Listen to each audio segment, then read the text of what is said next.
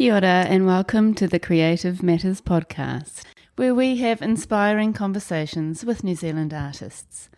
I'm your host, Mandy Yarkich. These conversations are intimate, uplifting and insightful. The guests on the show have absolutely enriched my life, and I'm sure their stories will have the same effect on you. Thank you so much for joining me to listen to these amazing people speak about what drives them, the way they work, and their personal takes on life.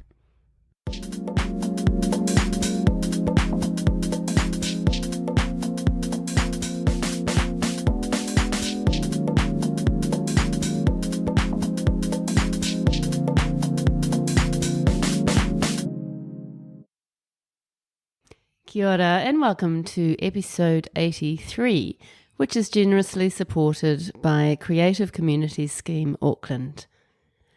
Gavin Chai, born in 1997 in Malaysia, is a figurative painter and artist based in Tāmaki Makaurau Auckland. He specialises in the traditional technique of oil painting on wooden panels, linen and canvases, and paints the world through a subtle introverted gaze. He captures everyday contemporary experiences through his careful composition and clever treatment of colour, light and shadow. His world is idyllic, yet often bound by loneliness, and colourful, yet often tinged with a certain sadness and anxiety. We talk in this episode about how his sense of belonging and home is often recreated in his paintings, perhaps as a reaction to moving countries from Borneo to New Zealand at the age of 14. He shares insights into his partly autobiographical Interior series, which depicts everyday domestic life, and his Strange Paradise series, which has more of a dreamlike surreal feel. We talk about the way he sometimes makes his own paint using powdered pigments and linseed oil, how he has thought of himself as an artist since he was a boy, his perception of dealer-gallerist and artist relationships, and he speaks about his upcoming show at Fernanda Galleries and some of the major works in this show. Good morning, Gavin. Good morning, Mandy. It's lovely to meet you. Oh, yeah. Thanks for inviting me. You're very welcome. And we were going to be recording on Friday, but you were sick, and then you miraculously came right, and I got sick. So sorry that I passed on my... Yeah, we thought you might have passed on something telepathically. So it's lovely to have you here at Muriwai Beach. Thank you, and welcome to the Creative Matters podcast. I'm excited. So you were born in Malaysia. Oh, yep. I was born and raised in Malaysia. Can you tell us what kind of childhood you had? So I was born in Kuching, Malaysia, on the island of Borneo. So it's the third largest island in the world. So quite interestingly, there's three separate countries on Borneo. So we have Malaysia, Indonesia, and Brunei. Whereas here we have 3 islands on one country, the North and the South Island and the Stewart Island. And yeah, so I'm the youngest in my family, so I got 2 older twin sisters. I was brought up in a devout Christian family, and I learned about the meaning of passion quite early on, through chess and music. And yeah, I think I have great teachers who taught me about the meaning of passion, that you have to suffer for the things you do, and to be refined and polished by the suffering, and to be, in order to to be good in your art. And that's before I pick up a pen brush. Really? That was when I was a boy. And so at age 14, our family, we moved here to New Zealand. And why did you come here? According to the anecdote of my parents, so my dad got a vision in his dream about New Zealand. So it's kind of like a land of promise. It's kind of, yeah. The promised land. The promised land. Yeah. Oh, that's interesting. Yeah. Wow. And did they have work lined up when they came, your parents? No. So that was after my grandfather's passing. Back in 2008. But before that, my dad was a student here when he was a teenager. Okay. So he had connections with New Zealand. Oh, he had, yeah. Yeah. That's really interesting. And how did you feel at that time about moving countries? At first, I was very reluctant because I was very attached to where I was born, and I would even stretch that I was kind of against it, but I'm glad that I came. Yeah, it's really a blessing that I came, and yeah. And did you actually speak English at all, or were you? No. Wow, that's amazing. But I did learn it at school. Just I don't speak it. So you came speaking, what language was it?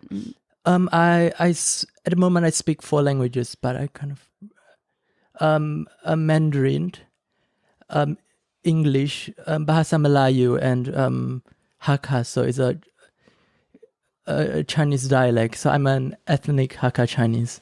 Wow, that's so fascinating. And how clever are you to speak 4 languages? I guess it's just the environment of growing up in. Oh, that's amazing. And so what school did you go to when you came here? So when I first arrived, I went to Harvard College. And so we rented a house, and that was back in 2012. And the following year, so we bought a house, and I went to Pakuranga. I transferred to Pakuranga College. And were you at that point? Had you discovered your creativity, do you think? Were you making work then? I think I have been making since I was a boy. So, yeah. And what were you doing as a boy? What were you creating? Painting, large paintings.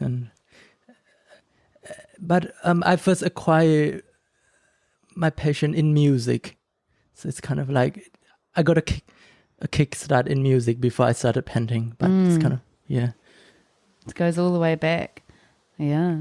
And were you getting encouraged by your parents to paint, or were you getting extra tuition in that area, or was it just something that was naturally coming to you? I guess both. It's something that came natural to me. Also something, my parents have been encouraging. That's great. And at high school, how did you find the art room? I mean, was that sort of just a natural thing for you to go and seek the art department? And was that kind of a safe place for you with sort of your language barriers at that time? I think I picked up English quite early on. I think I had great tutors. That was a while ago since I left high school. Not that long ago, not compared to me. And what sort of work were you making at high school?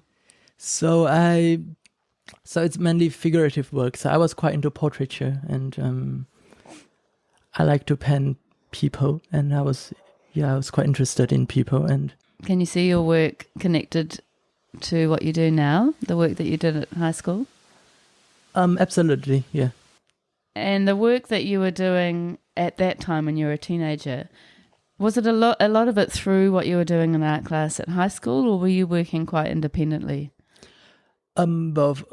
Even though I was doing art at high school, I've also shown my works outside of school, so I was quite active in the community, and and I have been kind of entering other awards, and I have my first solo exhibition during my last year of high school. That's amazing. And how did that happen? So I entered a competition called Hibiscus and Bays Art Awards. So that was up in Oriwa. So I got a youth awards, and the prize was to have a solo exhibition, kind of prize package. And yeah, that was great. That was great opportunity. That's incredible. And you were a finalist in the Adam Portraiture Award. Yes. At age 15? Yes, that's right. Which is amazing. Yeah. And so what was kind of encouraging you and giving you the confidence to enter these awards and then to have your solo show? Was there somebody behind what you were doing who was encouraging you, or did you just have that drive, that natural drive yourself? I I think it's the natural drive. And I have been competing since I was very young. Not in art, but in chess since primary school. But not it's the Chinese chess, so it's a little bit different but similar. So there hasn't been a year since 28 that I haven't been competing till now. Is that right? Yeah. And how do you find awards and that kind of thing helpful to your practice? It's good if you win something, but that's not the most important part. I think it's the kind of exposure, but also the kind of the chance to show your works. Yeah.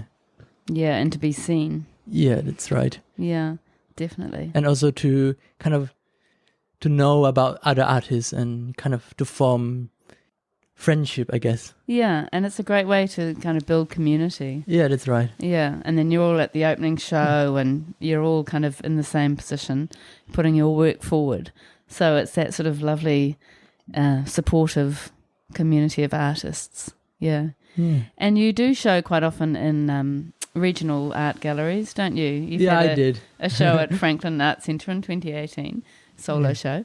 And you've been with Kumu Arts, haven't you? Oh, yeah, I did. Yeah, did you have a solo show with them? I had my third solo show at Kumu. Ah, yeah, brilliant.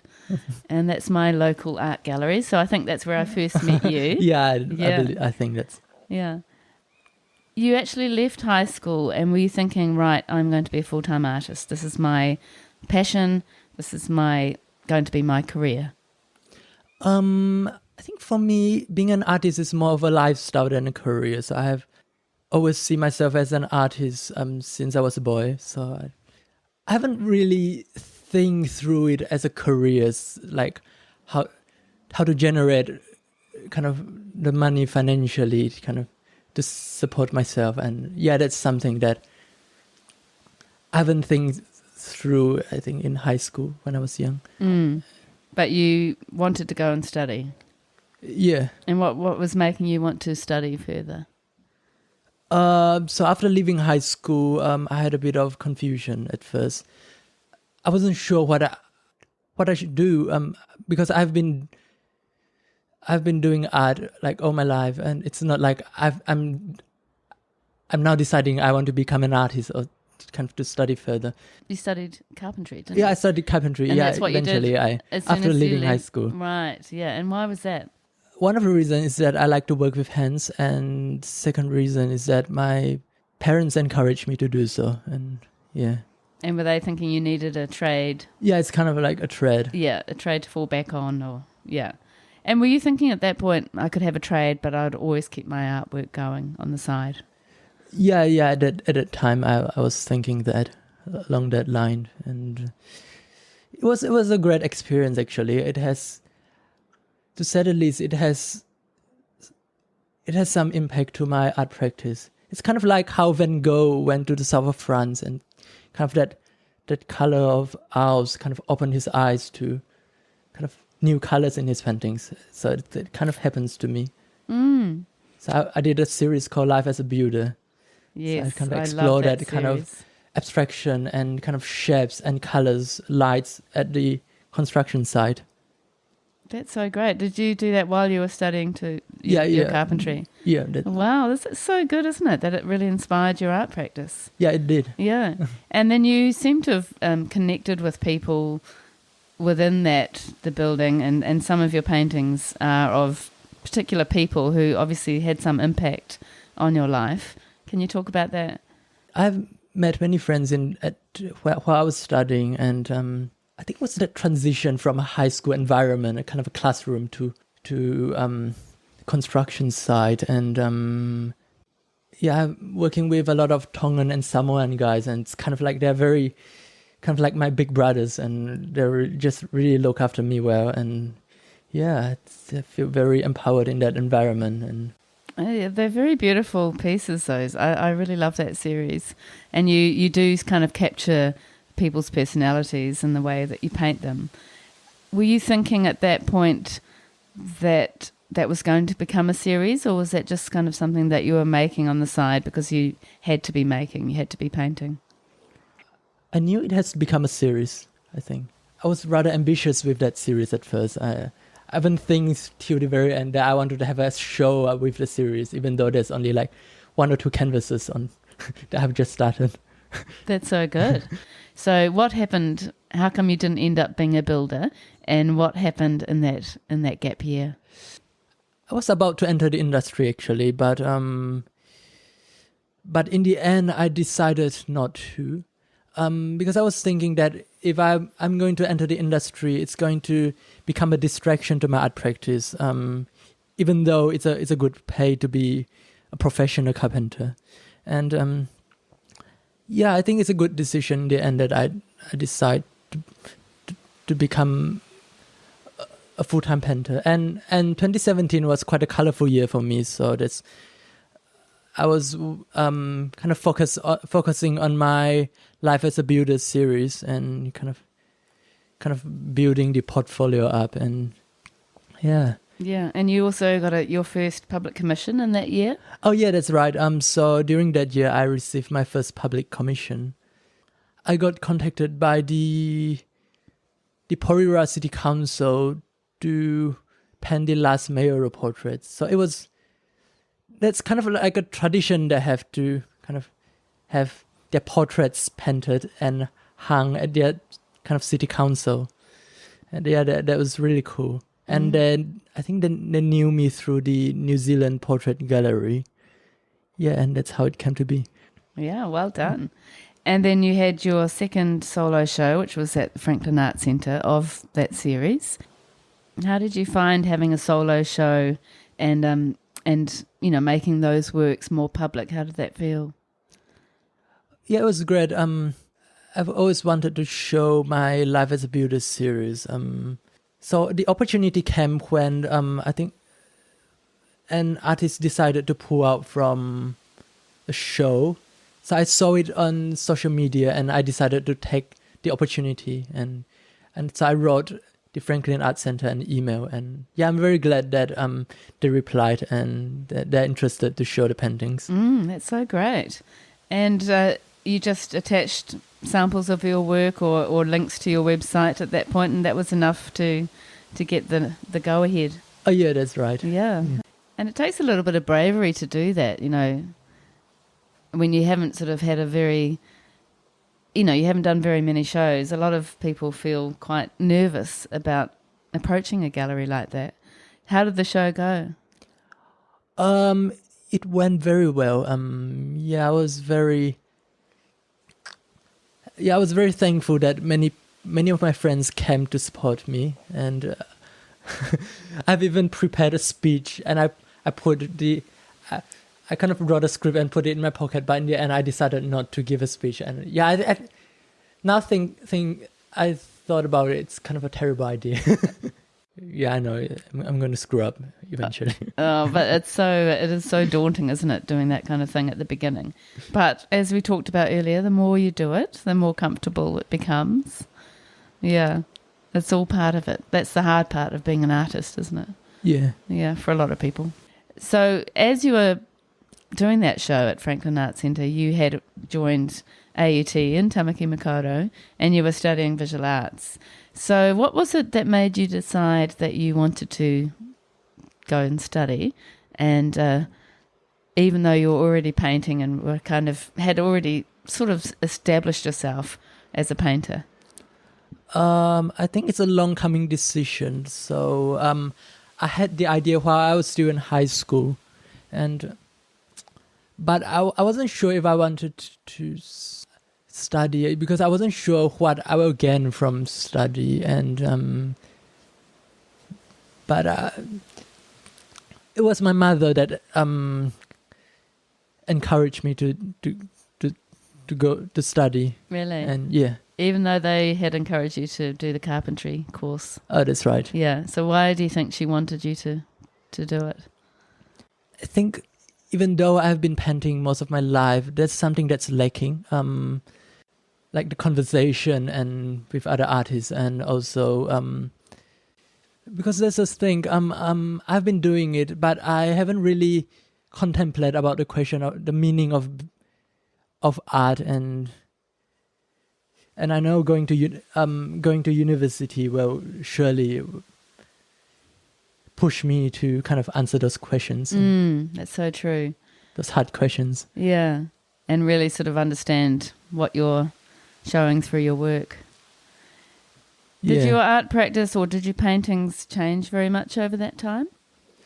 It was quite a roller coaster ride, especially during my second year. Yeah, it does change. I have grad tutors, and I owe them a great due, who push me into critical thinking and kind of ask me those hard questions, and that I don't really think about. Kind of like, that's a good picture, but is it art? Yeah. Yeah, just going a little bit deeper. And as far as what your paintings looked like, were they developing into something different, or do you feel like your style was continuing as it was before you went to university? That's a strange thing. So I went into uni with the idea of kind of style and kind of aesthetic, and but after leaving uni, I had a different kind of mindset and attitude towards art. It's no longer about style, but kind of the context of who I am as an artist. And I think it changed my mindset, I guess. And you were still doing figurative works mostly, weren't you? Is that when the more surreal abstract works came in as well, or was that later? Do you call your work surreal? Some of those paintings surreal, like the Strange Paradise work? I guess it's fair to say that they're surrealistic, but I don't really see them that way. So I think there's a wider context to my upbringing as a Christian. So there's always that kind of other reality, and that's beyond the here and now.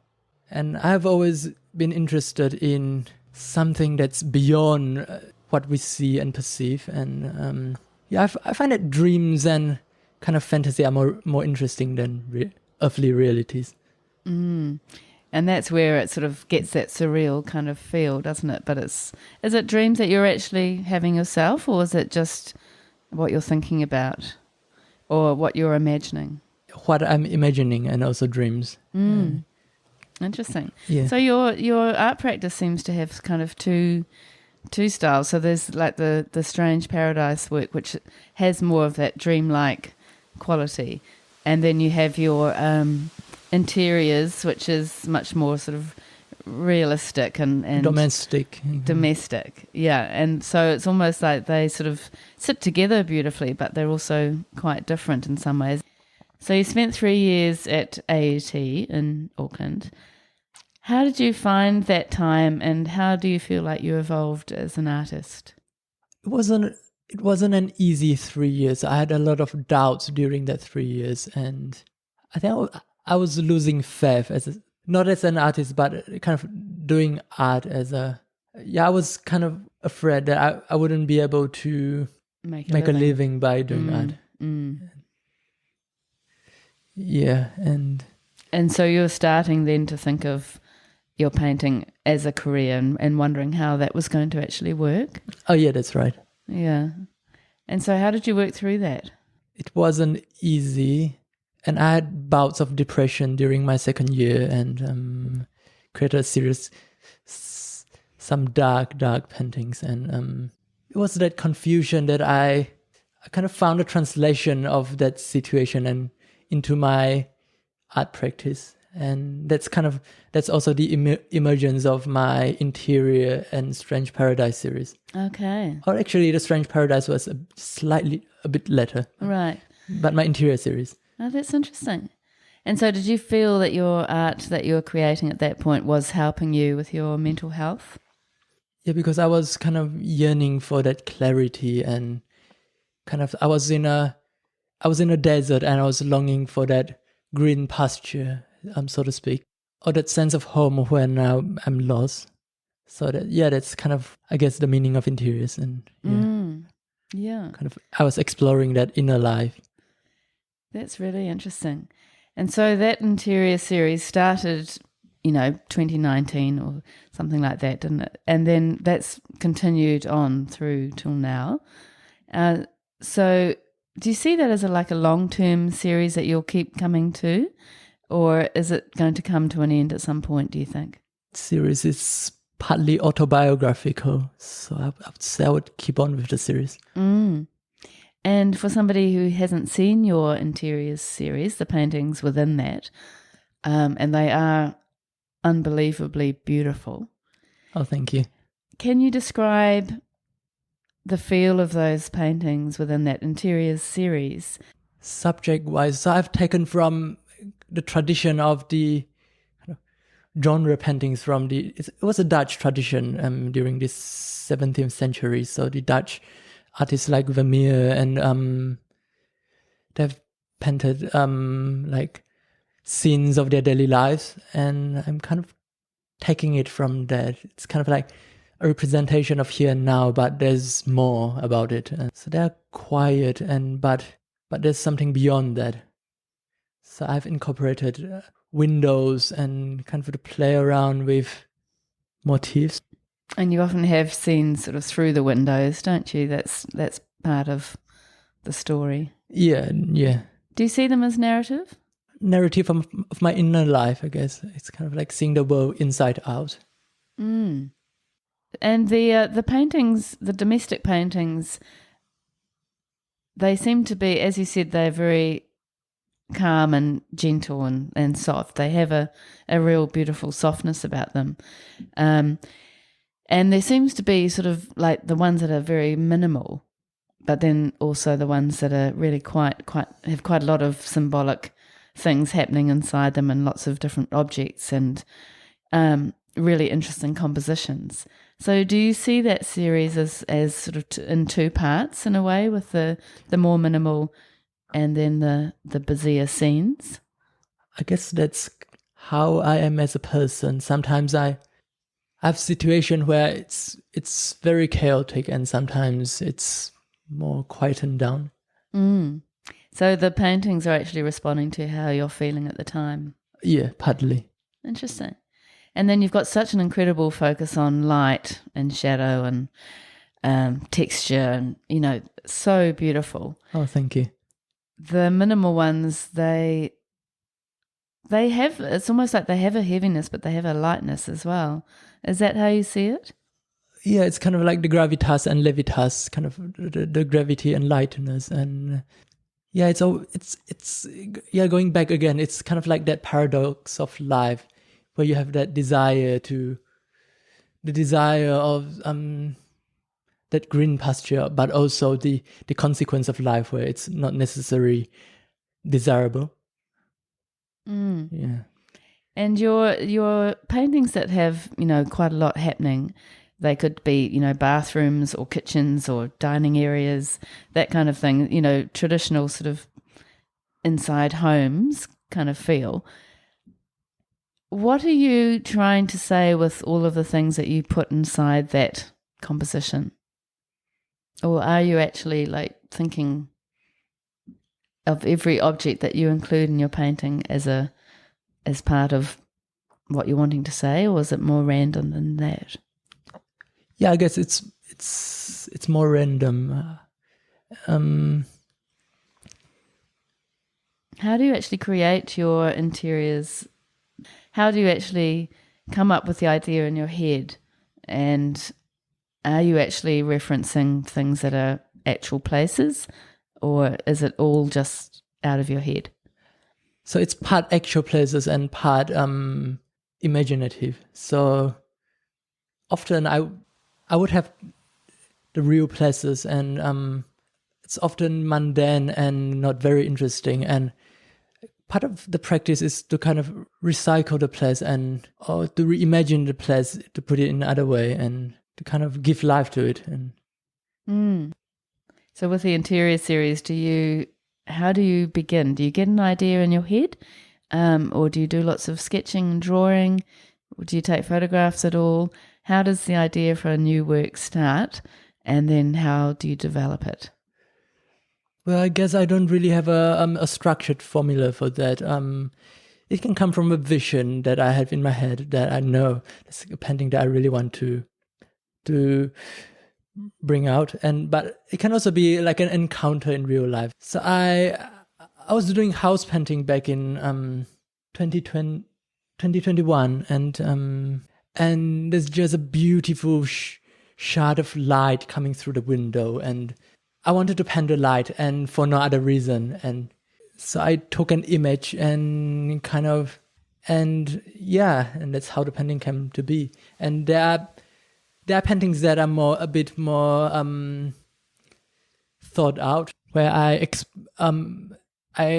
kind of explore composition and and allegories, which is kind of like pictures with hidden meanings, and where I wanted to kind of tell a story or a feeling, I guess. And are the objects that you choose to include in your paintings, are they really relevant to the story, or are they more random, do you think? I think they're as relevant to real life as they are relevant to the story, because we are in the here and now. But then there's a paradox that there's also the other reality, kind of. Yeah, there's something that that was brought up to believe that there's kind of two separate things that are happening kind of concurrently, the spiritual and the material. And that has a real influence on your work. Yeah, it does.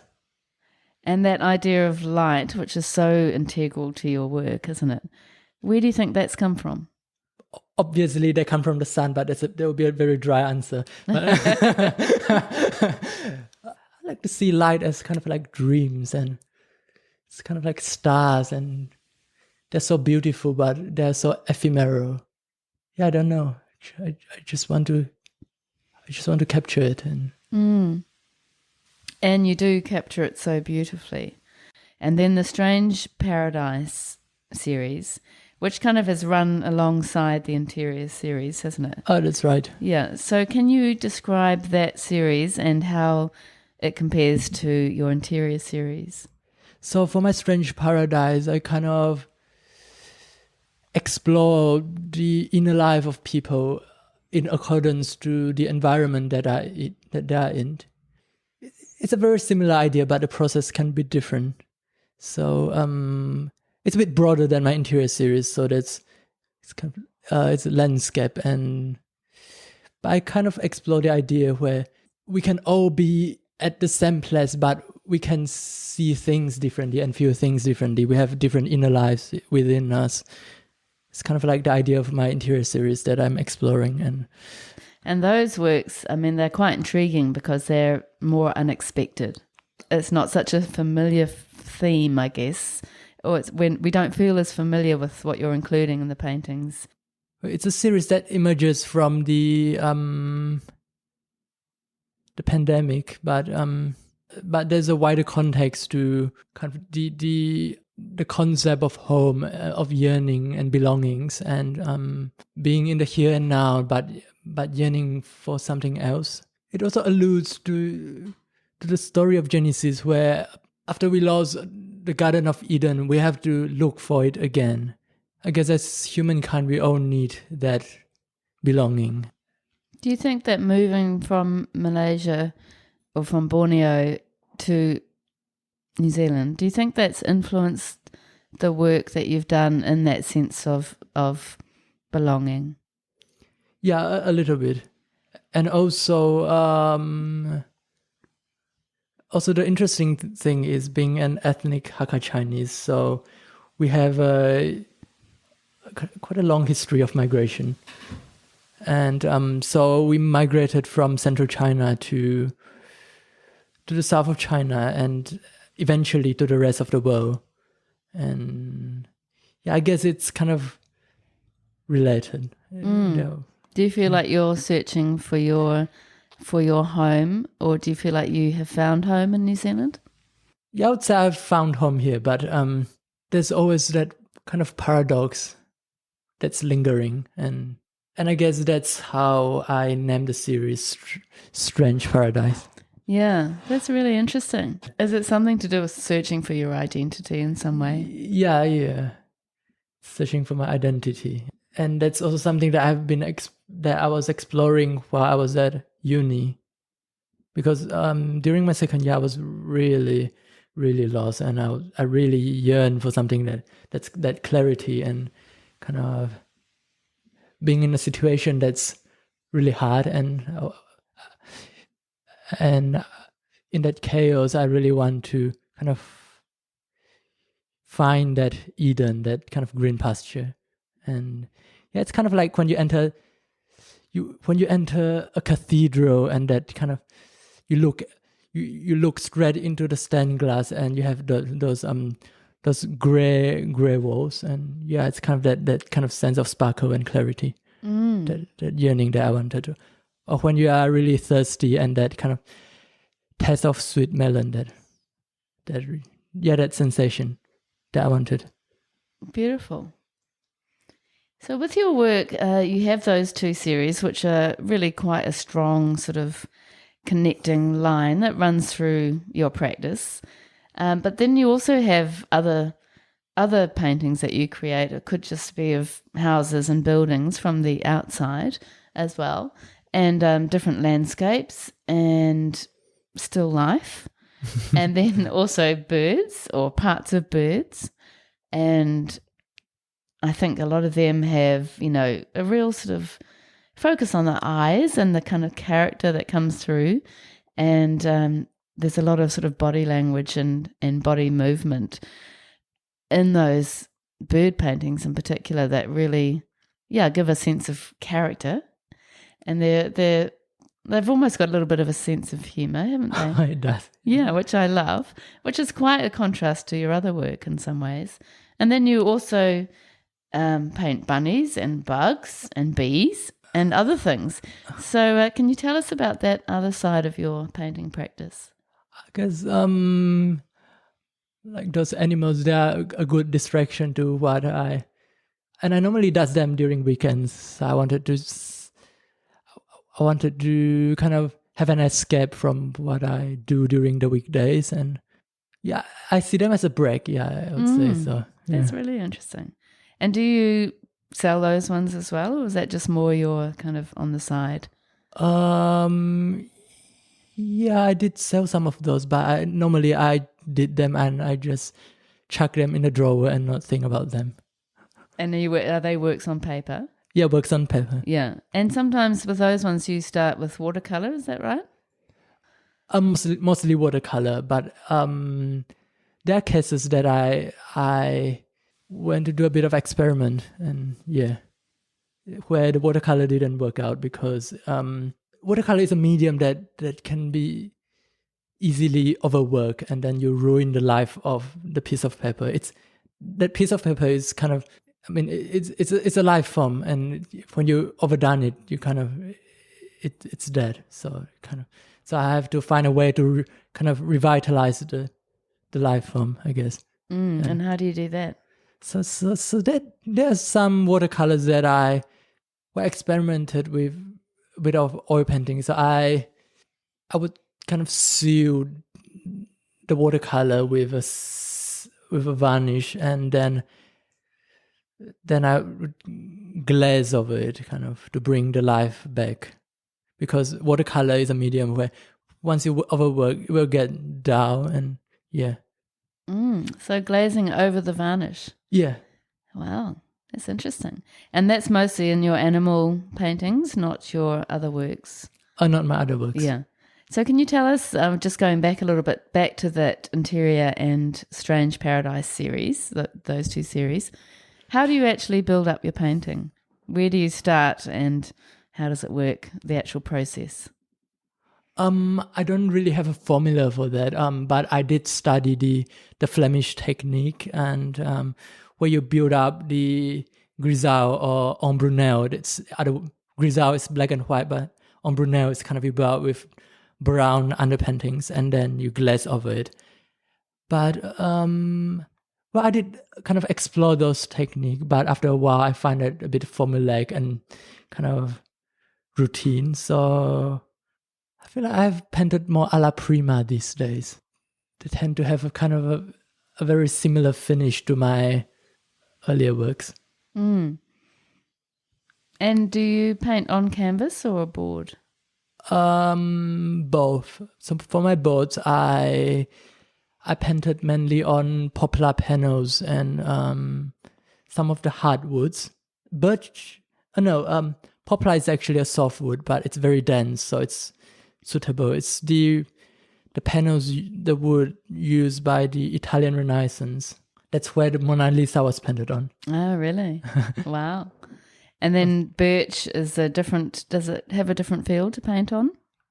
I guess that's similar, with the exception of oak, which is more granular. So you like to paint on board and sometimes on canvas. How do you decide which one you're going to work on?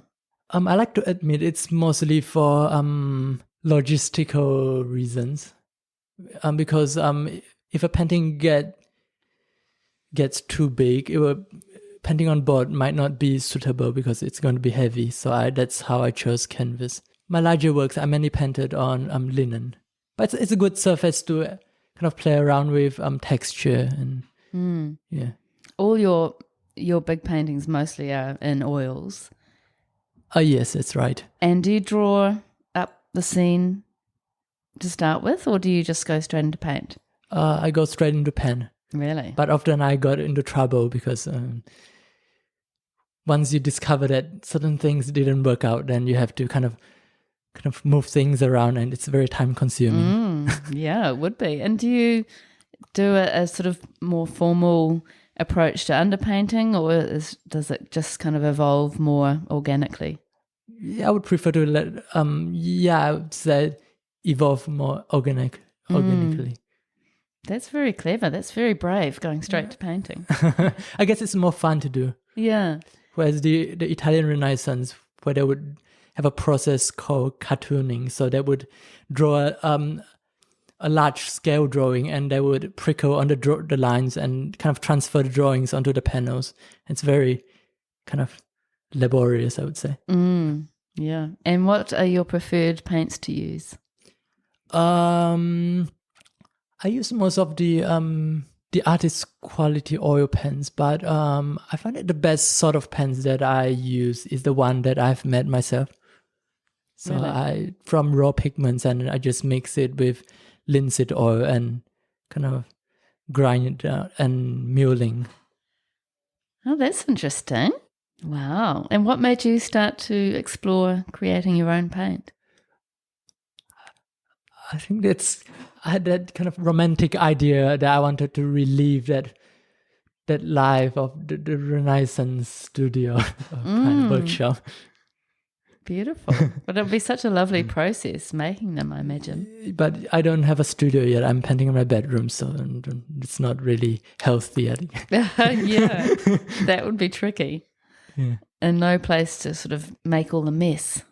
So are you using mostly those ones that you make, or a combination of both? Combination. Yeah. And can you talk to us about your colour palette and your choices with colour? I like to see them as kind of music. Yes, I guess my sense of color is purely musical sense, and I did them without any kind of sort of theory. But I wouldn't say I know much color theory, but it's kind of like what Da Vinci has once said: painting is the poetry that is seen rather than heard. And poetry is the music that is heard rather than seen. And if I'm going to rephrase it, it's kind of like color is the music that is seen rather than heard. And no, color is the music that is felt rather than seen. And music is, it's purely feeling. And how do you make your decisions? Just on how you're feeling? Yeah, mostly. Yeah. And do you feel like the colour palette is very sort of obviously Gavin Chai? Do you feel like your colour palette does define your style in a certain way? Well, I guess in certain ways it does. it's kind of like language. It's visual language. It kind of reflects your feeling. It's kind of, yeah. I guess it reflects personality and kind of the inner life that when I'm happy, I like to explore with more vibrant colors, and when I'm sad, it goes black and it goes dark. Yeah. How do you actually apply your paint? It does feel like it's not particularly painterly or textured, is it? It feels very soft. Is that how you describe it? I did quite a bit of glazing, so it's kind of like, so I tend to mix it with my colors with Stand oil, and I like to kind of glaze a lot, with the exception of painting light, where I like to explore a bit more with texture. And yeah, I guess it's purely intuition. And how do you go from making your own paint? Do you have it in a container that you put a lid on and put it away to use again, or do you make that on a palette and use it at the time? How does that work? So I would store it in a tube and I kind of seal it up, an aluminium tube. How do you get it in the tube?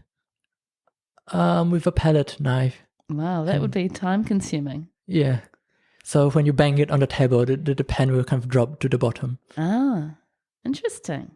So you also in 2022, you had an artist residency, and that was at Fortland Park. Yeah. Yeah. So can you tell us about that? I have read that you felt it was a life-changing experience, and that was a 2-month residency. So can you tell us about that residency and how it affected you? Yeah, so I was very fortunate. So I got the opportunity from my gallery, Fernanda.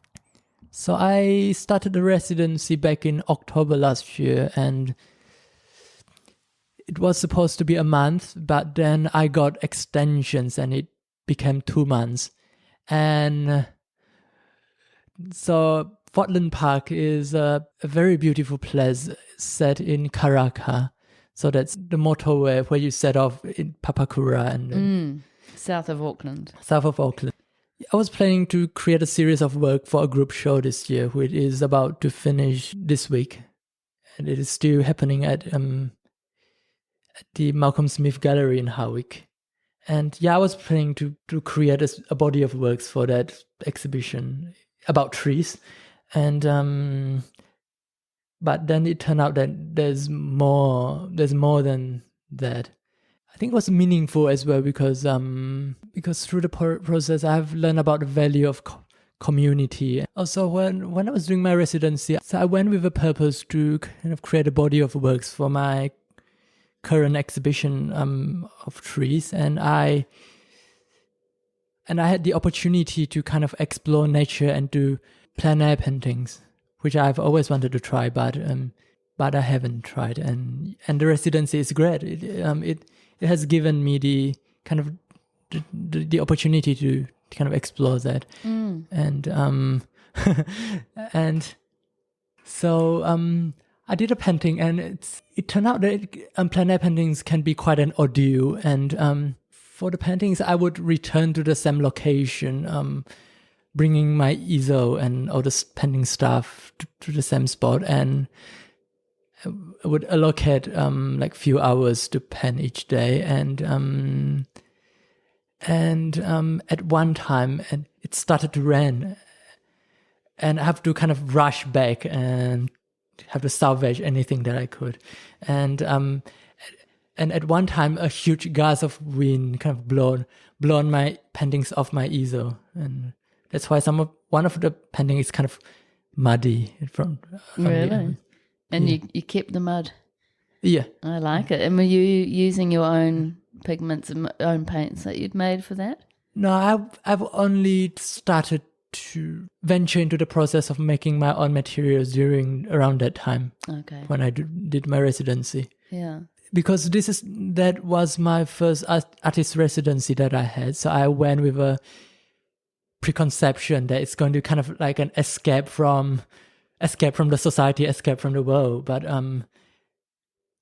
But little did I knew that I'm actually entering into another community. It's a community that we we have a gardener that used to be an Olympian, and he was, from what I heard, he was undefeated in New Zealand in wrestling, and it's quite interesting. And also that kind of connections that I made with people, the cleaners, and also two very kind-hearted ladies that run the Last Jar cafe at the residency, but it's sad that they have closed last week, and yeah. Oh, that's a shame. Yes, it was a shame. Yeah, I was really saddened by it. And you made a painting called The Caretakers. Yeah, The Caretakers. Yeah, which I love, and that's kind of showcasing those people you were talking about. Yeah, and I wanted that painting to summarize my experience, I guess. That's really beautiful. And is it an actual park that people can visit? It's open to public, yes, and there's sculpture installations in the park. Yeah. Oh, I've never heard of it. There's so many beautiful parks around, isn't there, that aren't that well known. Yeah. Yeah, I have to go and discover it. Sounds amazing. Yeah. Yeah. Oh, that's great that you did that, and that was through your gallery that you got that opportunity. Fernanda. Yeah. Brilliant. And just talking about your galleries, you are represented by two dealer galleries, as you said, the Fernanda Gallery in Auckland and Page Gallery in Wellington. So how did that come about that you came to be represented by two galleries in different New Zealand cities? Yeah, I'm very thankful to have two galleries, and Fernanda Galleries was the first gallery that approached me. So that was back in 2020 on my birthday.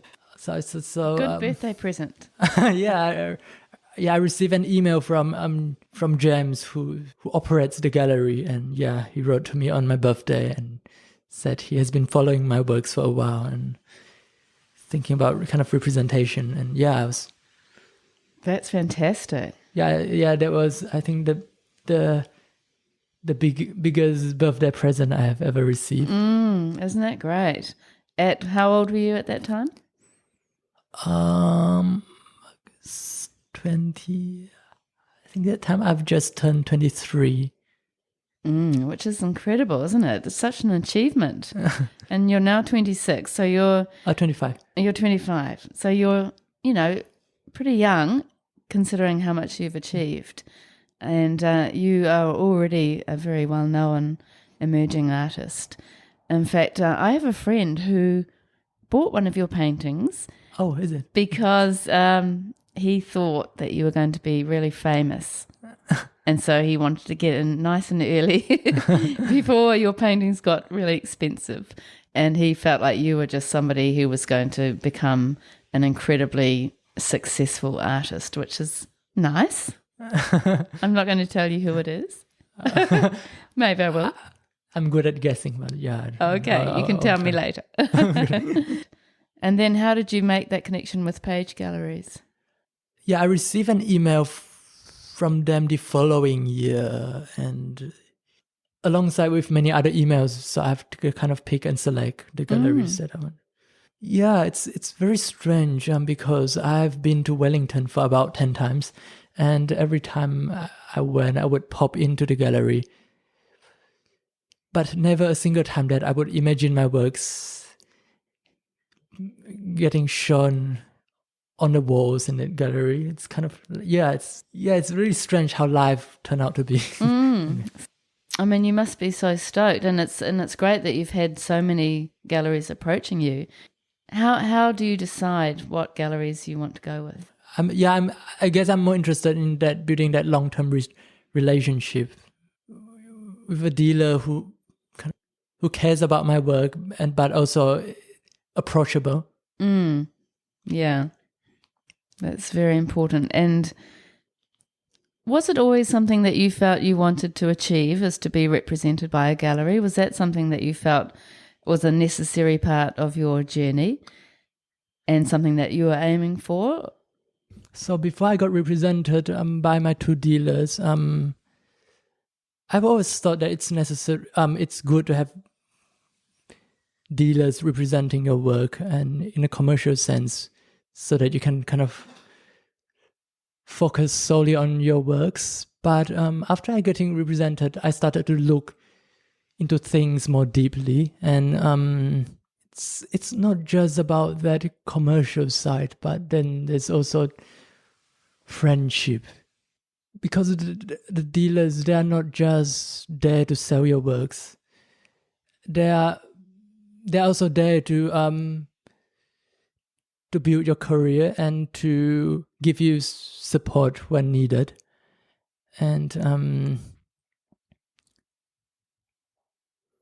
I owe both my dealers a great deal, and especially to El Fernanda, who owns the Fernanda Gallery. And I would say she's like my other mother. So we have shared quite a special relationship. And yeah, when I have struggles, I would let her know. And she even helped me to pass my driving test. And she brought me to musical concerts. And just a few weeks ago, she brought me to see the first ballet concert that I've ever seen. And it was eye-opening. Really? Yeah, and it's through that kind of relationship that I have a change of hearts, that dealers, they're not just dealers, but they're your friends, and kind of it's kind of like that romantic idea of Pablo Picasso and Gertrude Stein, even though Gertrude Stein isn't her dealer, but patrons, and also kind of Peggy Guggenheim and her artists. And yeah, I've tried kind of looking more deeper into that kind of wider context of dealer artist relationship. Well, that's such a lovely thing to say.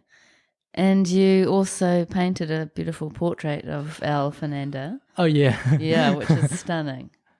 I'm hoping to do more, but when. Well, that's a lovely, you've painted a beautiful picture of the positive side of being connected to a dealer gallery, and those relationships, and how that can support you in your career as an artist. Yeah. And it's getting the right fit, isn't it? Somebody who can offer that kind of relationship. Very cool. And how do you find presenting yourself, through Instagram and that kind of thing? How do you find, or interacting with potential collectors? How do you, or even people who want you to make a commission for them? How do you find that kind of people connection? Yeah, I think Instagram has brought me quite a lot of supporters, and yeah, I would say it's the best platform for artists that don't have a dealer gallery. Or I would say, I would even stretch that it's better than an artist website, because once you posted something, it's in the conversation on Instagram, and it's also a virtual gallery space. Yeah, it is. And it feels a lot more sort of connected to the artist than a website does. It's almost like the websites are becoming less of an important aspect. I would say it's still relevant website. But it's not free. Yeah, that's right. That's the great thing about Instagram. Yeah. One thing I wanted to ask you, Gavin, is something, it's kind of going back to our earlier in our conversation, is how you portray people through your figurative work. And sometimes you have a very sort of realistic view of a person in your painting, and other times the facial features are quite sort of obscured almost. And that is sort of, to me, feels like something that we see quite a bit through your paintings. Does seem sort of connected to you and your style in a way. So what is it about those slightly obscured faces and then the not obscured faces? Is there something that you're thinking about? Or tell us about how that works. People is something that I find most interesting, but also something that I have more struggle with. And I think it's because of that struggle I became curious about the inner life of other people, and there's also one thing that I think is worth pointing out, that I used to have a broken relationship with my sister, so we haven't talked for 10 years, but we got together eventually 2 years ago, and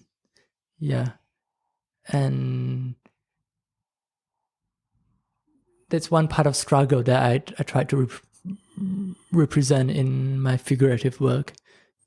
I think it's because I just don't know how to do it, and I've struggled with it. But it's so great that you leave it at that instead of continuing the struggle or leaving the painting, that you're happy to leave it in that state. Yeah, I guess so. Yeah. I think it's the most honest way of living it, though. That's right. Yeah. Totally agree. Yeah. Yeah, and at the moment I'm working on a huge canvas, so it's about 3.35 meters wide. So it's a triptych, and I haven't shown anyone yet except my galleries, and that painting would be the central work to my solo show that's going to happen next week. Show My Strange Paradise at Fernanda Galleries in Auckland, and I'm envisioning that it's going to occupy one wall, and so it's one work, but with 3 separate elements or canvases, to put it in that way. And also the series as a whole, I'm kind of exploring the paradox of life, where kind of the consequence and the desire of life aren't necessarily the same. And I try to bring out that idea through the composition in that particular painting, where you will see in the exhibition, and where the first part is called Element of Youth, and the center part is called Walk of Life, and the final part is called Hope of Paradise. And I kind of compose it in a musical structure where you have prelude and a man, and in the end I title it Da Capo. So in a musical theory, it means going back to the beginning, and it's kind of like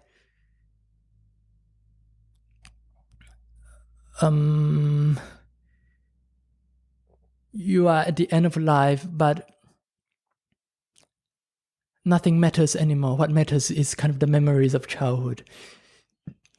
And I guess there's also the kind of the perspective of life. There's no life to look forward to in the grave, but except in the other way around, to kind of youth, I would say. And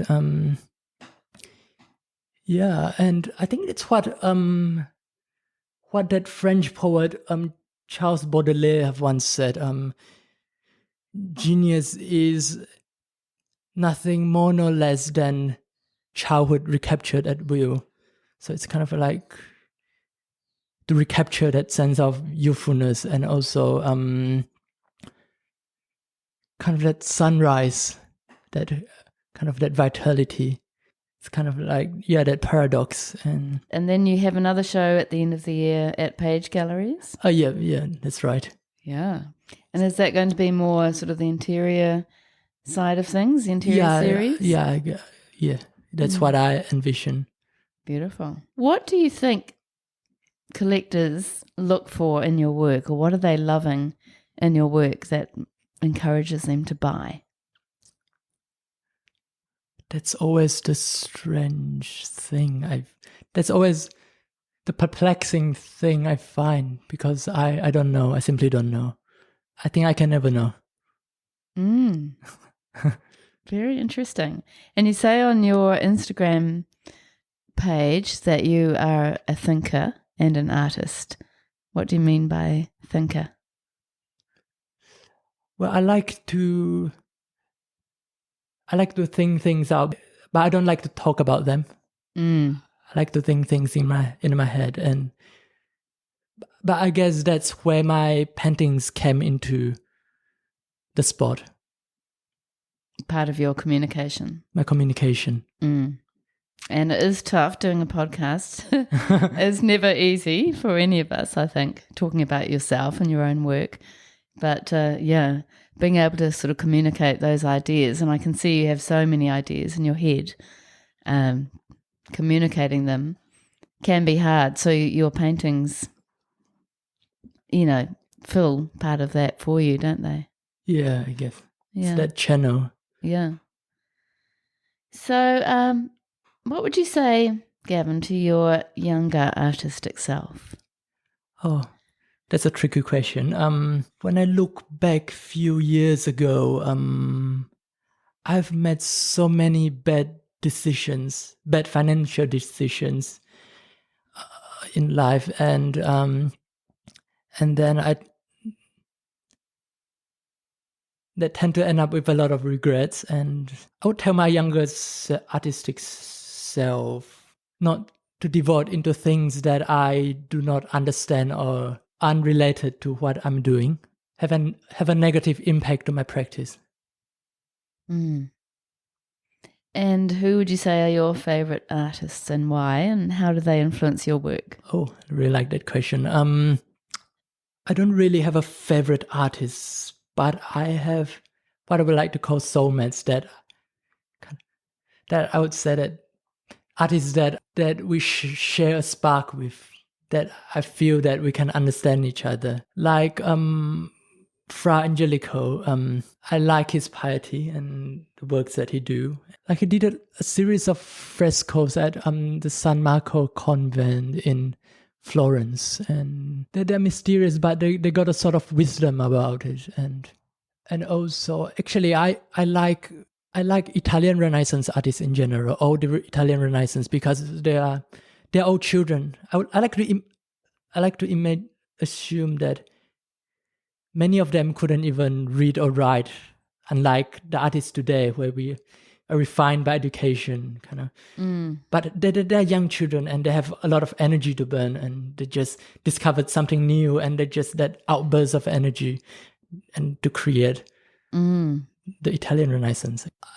Often I admire an artist not necessarily because of their works, but because of their character and who they are. I like the works by Edward Hopper, but not necessarily that I like the artist as a person. Yeah, I was very fortunate to have many artist friends who has genuinely given me support and to who I am today, and who I owe a great deal to. Before I came to this podcast, I have been quite worried over the past 2 weeks about what may happen during the podcast, but and I expressed my anxiety to Judith Milner, who's very kind-hearted, and she told me it's going to be fine. You'll be all right. So thank you, Judy. That's nice. And she, I interviewed her a while ago. Yeah. And has it been as scary as you imagined? It's just that it's the first ever podcast that I have ever sat through. Yeah, I'm sure I will improve in the future. Yeah, well, you've done really well, and it's not easy. It's really different. It's great that you put yourself out of your comfort zone and gave it a go. I really admire you for that. And I know it's a really easy thing to completely overthink what you're going to say beforehand. So you've done so well, and it's just the beginning. And then you can look back in 10 years' time and think, that's actually got easier. It's part of your journey. Yeah, I guess so. And you've got a lot of years left in your career to get that sorted. Most 25-year-olds would find this kind of thing hard. Yeah. Yeah. So you've done well. And hopefully it won't feel like a traumatic experience. And back to the questions, what would you say, apart from podcasts, what's your biggest challenge as an artist? Talking. Yeah. Also, I guess the greatest challenge that I find is time.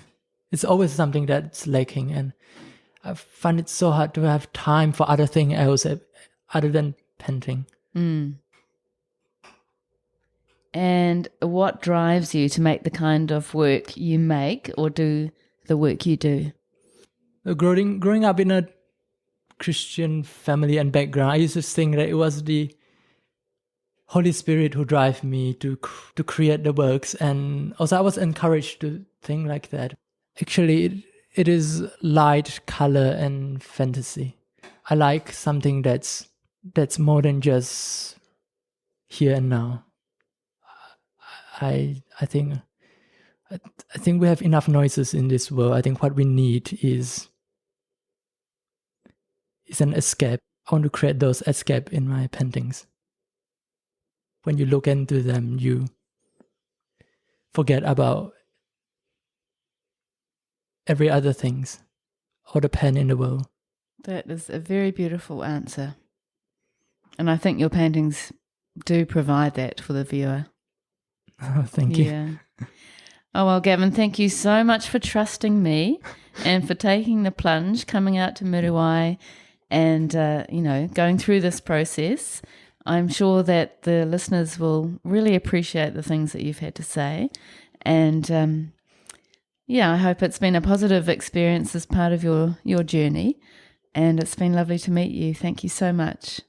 Oh, thank you so much for having me.